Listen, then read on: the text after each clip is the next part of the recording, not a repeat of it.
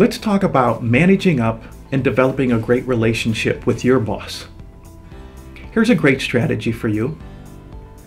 Make your boss wish they had 10 more just like you. Over-deliver for your boss. There's 3 types of bosses: great bosses, mediocre bosses, and bad bosses. No matter which type you have at this particular time, it's to your advantage to develop a great relationship with them. And by the way, you can be a great boss even if you don't have a great boss. It takes no talent to work with a great boss. Anyone can do that. The challenge comes in working with mediocre or even bad bosses. But decide to do your part well. That's all part of being a professional and being mature. We live in a free country, and you can go anywhere you want.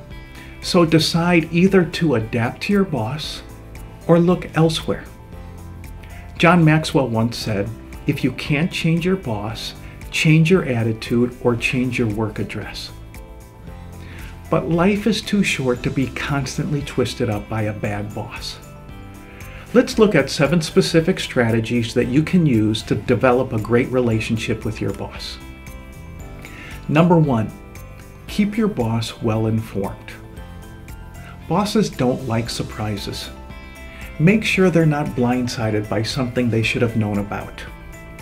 If there was a key customer complaint or an employee injury, let them know.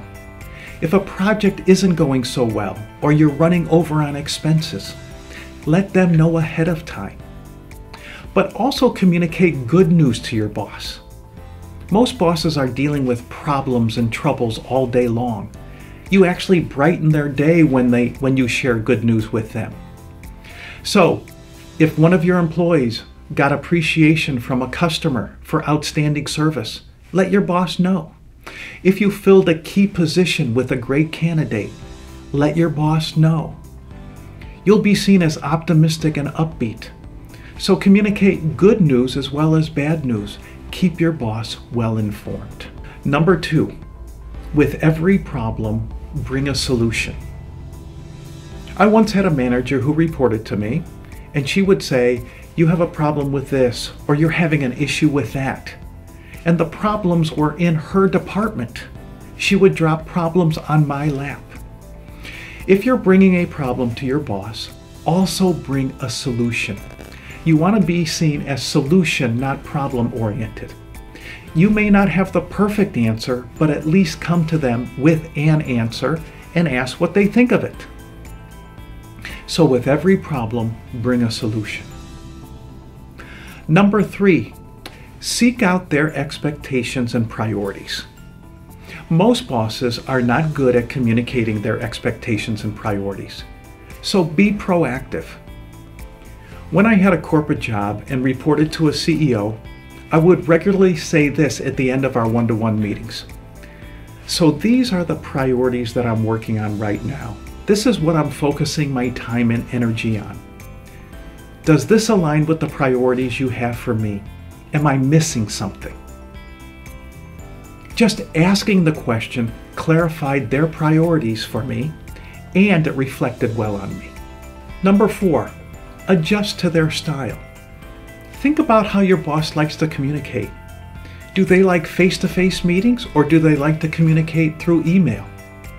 When you have meetings, do they like it structured and getting right to the point, or do they like to chit-chat before they get down to business? I once had a boss who was consistently late for one-to-one meetings.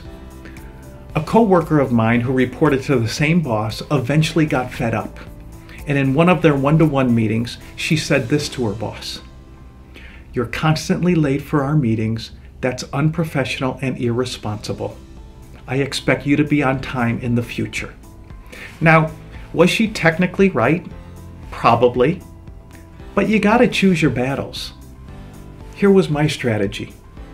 I would show up on time for our one-to-ones, fully expecting that she wouldn't be there, and I simply said to her assistant, "I'll be in my office. When she gets in, give me a call and I'll be over." So adjust to their style. Think about how they like to operate. That involves emotional intelligence and situational awareness. Number 5, Put them in a positive light. Be loyal to your boss. Do and say things that reflect well on them. If they ask you to implement a change that you don't agree with, don't badmouth the change or tell your employees that your boss is making you do it. That takes away your power and influence. Give your employees the reason for the change and do your best to see that the change is successful. Don't criticize or badmouth your boss. That makes you look weak. If you have a significant issue with your boss, pick the right time and place and tactfully discuss it with them. But bad-mouthing your boss to people who can't do anything about it will not end up well. Number 6, give them positive feedback. We've already talked about the importance for you as a boss to give your direct reports positive feedback. But positive feedback and appreciation doesn't have to go just downward. It can go upward too. If your boss does something well, sincerely compliment them. I'm not talking about kissing up or being a brown noser, and I'm not talking about telling them they're a great boss if they're not. But if they do something particularly well, let them know. They probably don't have a lot of people giving them positive feedback. And number 7, ask to lighten their load. Imagine if one of your employees came up to you and said, "I noticed you got a lot on your plate. Is there anything I can do to help out?" Well, after you pick yourself up from the floor, you would really appreciate that they asked that. I would encourage you to occasionally ask your boss what you can do to lighten their load. This shows 3 things. 1, you're invested in their success. Number 2, you're willing to go beyond just your job responsibilities. And number 3, you're the kind of person who takes initiative and is proactive. So number 7, ask to lighten their load. You have a lot of power to influence the kind of relationship you have with your boss. Here's what I've observed. Too many people focus on what they need from their boss.